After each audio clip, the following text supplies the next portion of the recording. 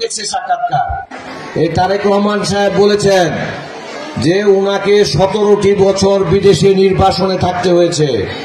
উনার মা বেগম খালেদা জিয়া যখন অসুস্থ হয়েছে তখনও উনি তার মাকে দেখতে আসতে পারে নাই।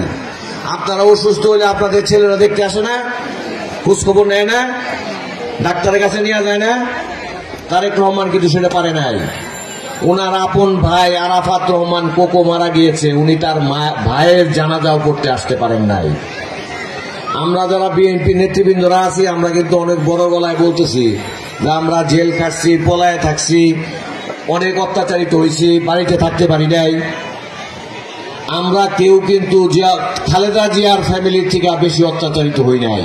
বাংলার মাটিতে সবচেয়ে বেশি অত্যাচারিত হয়েছে খালেদা জিয়ার পরিবার। ওনার ফ্যামিলির যারা জীবিত ছিল তারা সবাই অত্যাচারিত হয়েছে। ওনার সন্তান মারা গিয়েছে, তাকেও তার ভাই দেখতে আসতে পারে নাই। কাজেই তাদের খালেদা জিয়া ক্যান্টনমেন্টের বাসায় থাকতো আমাদের নেত্রী, তারেক রহমানও সেই বাড়িতে থাকতো।